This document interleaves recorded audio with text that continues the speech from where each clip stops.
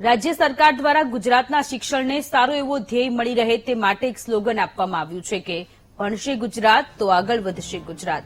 પરંતુ ખરેખર શાળાની શું સ્થિતિ છે તેની વાસ્તવિક પરિસ્થિતિ જાણવા રાજકોટમાં વીટીવી ન્યૂઝે રિયાલિટી ચેક કર્યું છે, જેમાં રાજકોટ શિક્ષણ સમિતિએ જણાવ્યા મુજબ એક પણ શાળાઓ જર્જરિત નથી તેવા દાવા મામલે રિયાલિટી ચેક કર્યું છે, જેમાં રાજકોટના કોઠારિયા નાકા પાસે આવેલી શાળા નંબર 1માં સરકાર શાળાની સ્થિતિ જર્જરિત દેખાઈ રહી છે.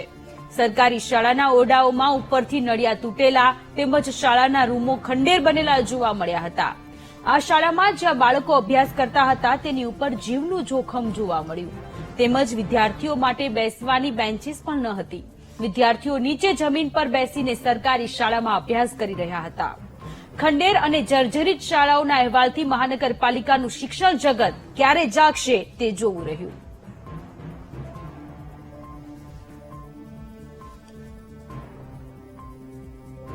તો રાજ્ય સરકાર દ્વારા સ્લોગન આપવામાં આવ્યું છે કે ભણશે ગુજરાત તો આગળ વધશે ગુજરાત. પરંતુ કેવી રીતે નાના ભૂલકાઓ ભણશે, કારણ કે શાળાઓની જે સ્થિતિ છે તે ખૂબ જ ગંભીર સ્થિતિ જોવા મળી રહી છે. રાજકોટની આ શાળા છે. રાજકોટ શિક્ષણ સમિતિએ એક નિવેદન આપ્યું હતું કે રાજકોટમાં એક પણ શાળા જર્જરિત નથી, પરંતુ એક આ શાળા છે શાળા નંબર 1 રાજકોટની કોઠારિયાની નાકા પાસે આવેલી શાળા નંબર 1 કે આ શાળાની સ્થિતિ ખૂબ જ જર્જરિત છે. બેન્ચીસો પણ નથી. આવી રીતે વિદ્યાર્થીઓ ભણશે, આવી રીતે નાના ભૂલકાઓ ભણશે તો પછી ગુજરાત કેવી રીતે આગળ વધશે?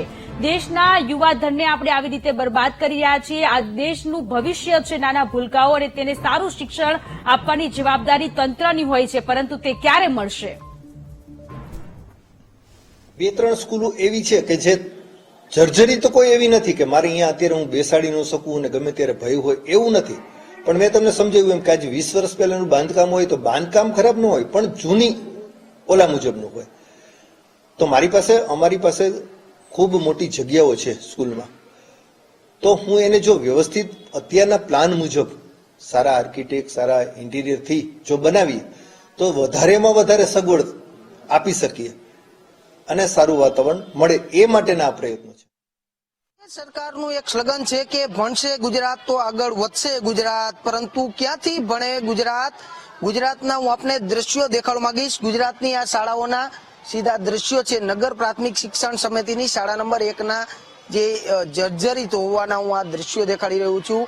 આપને હું આ દ્રશ્યો દેખાડી રહ્યો છું કે ક્યાંથી ભણશે ગુજરાત? બાળકોનું જીવ જોખમમાં નાખે તેવી શાળાઓ ક્યાંક શિક્ષણ સમિતિના ચેરમેનની આંખો એ નથી દેખાઈ રહી, તે દ્રશ્યો અમે દેખાડી રહ્યા છીએ. આ દ્રશ્યો છે કે જેટના ત્યાં નળિયા તૂટી ચૂક્યા છે, તે રૂમ બંધ કરી દેવામાં આવ્યા છે, પરંતુ જે રૂમમાં પણ વિદ્યાર્થીઓ ભણી રહ્યા છે. આ સરકારી શાળાઓની હાલત આવી છે તે હું આપને આ દ્રશ્યો દેખાડી રહ્યો છું. રાજકોટની કોઠારિયા રોડ ઉપર આવેલી શાળા નંબર 1ના સીધા દ્રશ્યો હું દેખાડી રહ્યો છું કે જર્જરિત બિલ્ડિંગ હોવાનો દાવો છે તે અમે કરી રહ્યા છીએ. આ સમગ્ર બાબતને લઈને બીજી તરફ ચેરમેન કહી રહ્યા છે કે અમારા 2 જ શાળાઓ છે તે જર્જરિત છે ને તેનું રિનોવેશન કામ ચાલી રહ્યું છે, પરંતુ આ શાળાઓ શા માટે નથી દેખાતી રહી તે મોટો સવાલ ઉઠી રહ્યો છે. વિદ્યાર્થીઓમાં જીવના જોખમે જ્યારે અભ્યાસ કરી રહ્યા તે મોટો સવાલ ઉઠી રહ્યો છે.